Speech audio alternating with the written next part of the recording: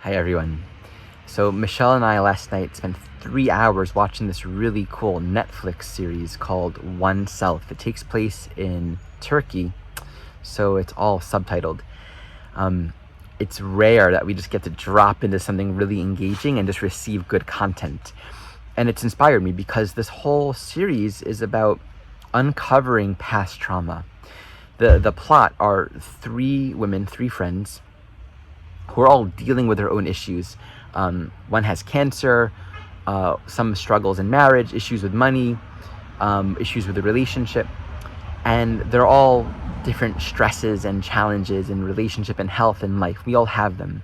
And a part of what happens is they each begin to unravel that their present moment difficulties and the patterns that seem to cycle and repeat themselves over and over again, right? Same relationship issues, different people. The cycles that repeat itself, like the algorithm of our suffering that repeats itself in every different phase of and circumstance of our life, has its roots in deeper suppressed traumatic content. So you go through this healing process. Some content is from early childhood, some of it is ancestral. We may as well throw in past life. And this is like so Uranian. And since I've been teaching a lot on Uranus, and this is a very powerful Uranian time, especially over the next few months, as Uranus retrograde and Saturn in Aquarius retrograde move to square each, pretty much almost exact square. There's a lot of culmination right now. And I think the essential teachings of this series is incredibly relevant. I highly recommend it. It's really good. At least the first few episodes are. So I want to offer some perspective on Uranus from just the inspiration of this film. I've often spoken about Uranus as being the intelligence of creation.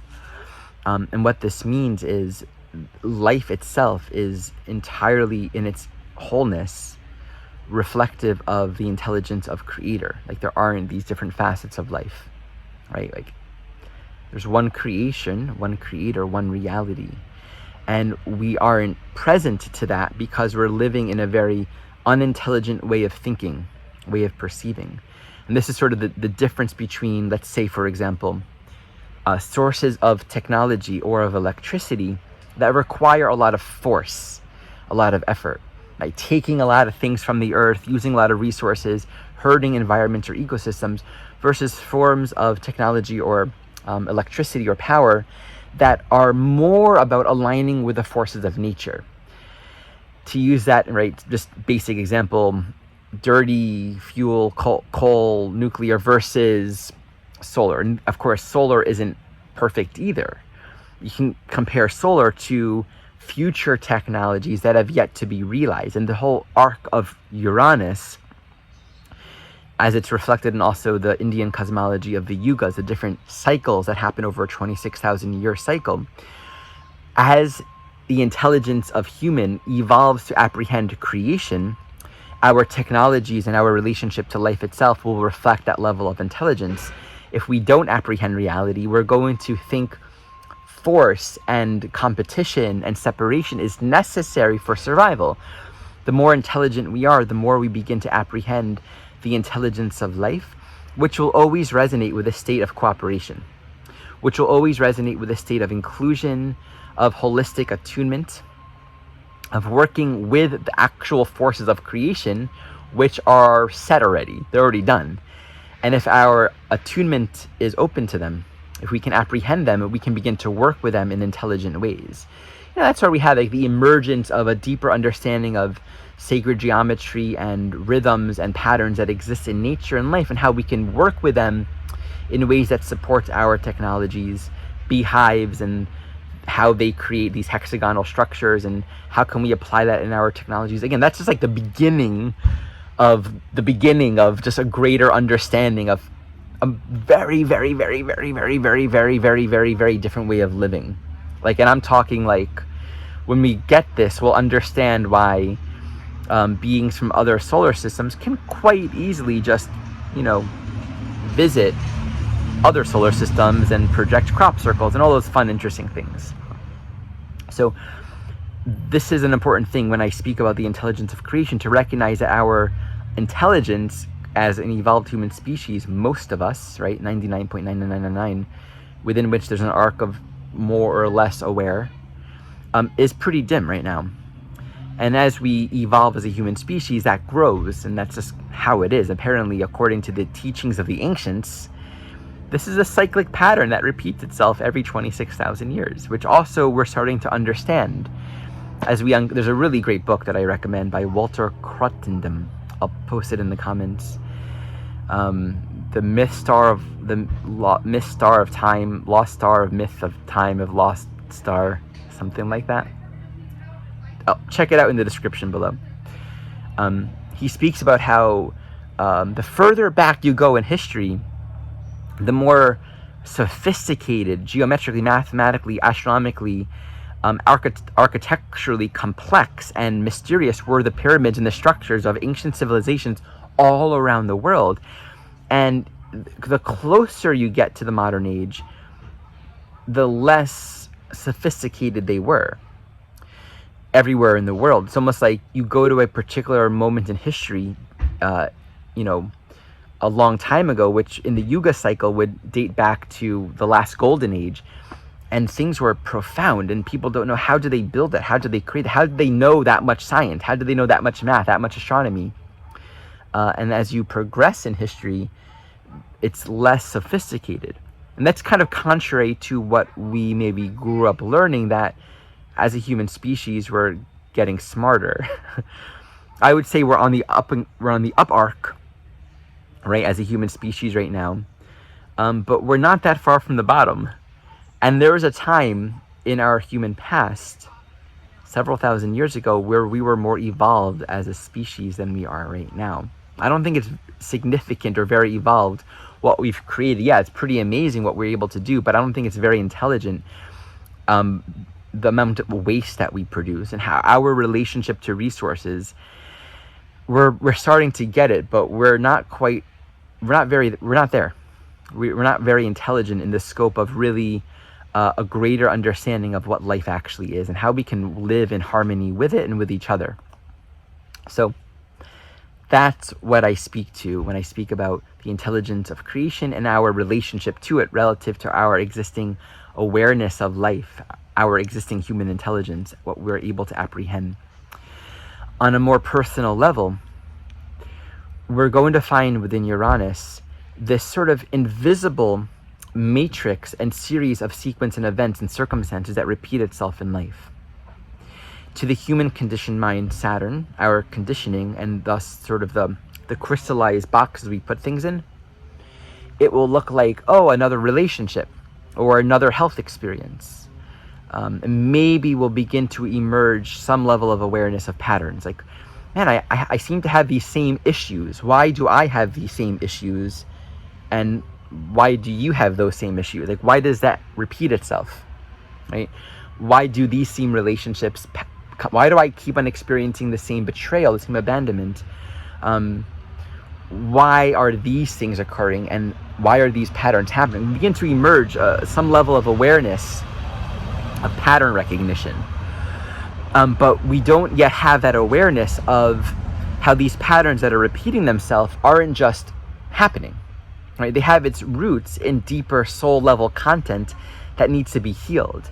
And as we begin to unravel that, perhaps we'll begin to have sensations or feelings or memories or emotions that arise. We don't know why it's happening, right? Someone says something, content arises. We don't remember the deeper trauma and the content of our past. We're just witnessing how present moment experience is eliciting something within us. And it can very, very often seem very real that other people are doing things to us. People are treating us a certain way. But we actually start to just become aware of, well, there's a matrix here, there's a pattern, it's almost like there's an algorithm that's programmed in.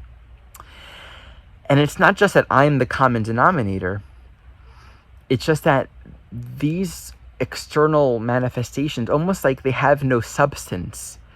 They're following a program. And in a way, all of life is programmed to this algorithm. Let me figure out what this algorithm is and reset it. we begin to become aware of the core dynamics within our own consciousness that's manifesting these very dynamics. And it can be very challenging to remove our fixation on something happening to us and become aware of what is the core content within my own consciousness that I haven't met. And to do that, we have to become very interested in how we're feeling. We have to become more interested in what's arising within us and realize everything is just an empty boat. That empty boat analogy, a guy's meditating on a canoe, finally alone, out in the water, no one to bother, right? And they're closing their eyes and they're peaceful. And suddenly this other canoe knocks them. And their first thought was, what idiot is, rowing a canoe right into my boat, right? Who can be so careless and thoughtless to not see me? There's no one else here on this lake. And they open their eyes and they realize it's an abandoned canoe. It's an empty canoe. In the freed up mind, there's a lot more curiosity. There's a lot less story, right? There's a lot less fixedness. Like one of the characters has this experience with betrayal. And so a mistake that her husband makes becomes this big deal. Why do men keep on doing this? Why can't I, and it's not so much about this man did something to her. He made a mistake. And in fact, if we look at it objectively, that mistake itself is just a thought that he believed, right? And he acted on it, became aware of it, admitted it, shared it. But what's happening for this individual is it's eliciting where at some point in the past there was a decision, I can't trust. I'm going to be hurt. I'm going to be betrayed. And so it's the mind that's staying in trauma. Reality is reflecting it back continually, not because it's creating it. That's one of the most interesting things to understand with Uranus. There's no truth to life recreating trauma for us. The moment we actually see what's going on in our own mind and the very places where we've dissociated and we actually begin to come back is the moment we look at everything and everyone and every circumstance with a completely new lens. There's even this one teaching in the film, and I'm not giving spoilers, don't worry, it's just basic things. How can I thank this, right? This disease or this challenge or this relationship. What does it want to teach me? Can I thank it for what it's showing me about my own mind? So this is a great thing to just be in reflection upon, is in particular relative to the loops, right? Where there's an algorithm that's manifesting in our life and the repeated patterns and experiences. It's not happening out there. It's the loop of our own suppressed content, our deep conditioning, that is perceiving and looking at reality in the same way and meeting the same content. Now, here's why it looks like life is doing things to us. Here's why it's very convincing and seemingly real and acceptable to many people to say, these are things happening to you. These people are doing these things to you. Our content, our trauma, our decision to believe something about ourselves, to believe something about life, will match other people's decisions that vibrate and resonate in similar ways. So we're going to come together and play out our misery. That's the basis for so many of our circumstances and relationships, where we're really just working out our shared horrible, miserable decisions to not enjoy life. And if we can begin to unravel the triggers and the content and just get really, really, really curious about the healing that is actually emerging, that one, we're not just experiencing, we're experiencing together, right? Since our stories are a match to one another, our liberation is also a match to one another. And that's why it can seem really real and almost like hard to think it's not real. That other people are doing things, or that reality is objectively having this effect on me. It takes a lot of witnessing and just objective space and just presence. And, watching that movie last night, I felt very meditative after that movie, because it just like, I found myself in this space of wanting to just be with everything in my life and just connect with it deeper. And I went to bed with these prayers, like, show me more, show me some of the deeper roots to the things that are scary to me now. You know, I had some really powerful dreams, one really uncomfortable and emotionally, and I don't know where to go with it, but it's some things loosening up. And what often happens during these strong Uranus time periods is the content begins to loosen up.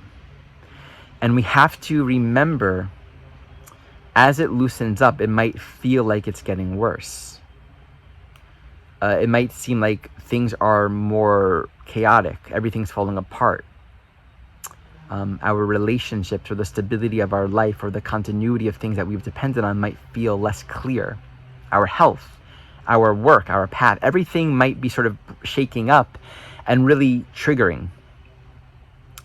So it's important to remember that actually what's happening is the stimulation that we're experiencing is the releasing of that trauma. We're beginning to feel and reconnect with those very moments in the past that we've otherwise dissociated and disconnected from ourselves. So it can be tempting to almost re-traumatize ourselves by doubling down on our thoughts and our minds, in our decisions to see the world in an unfriendly and unsupportive way.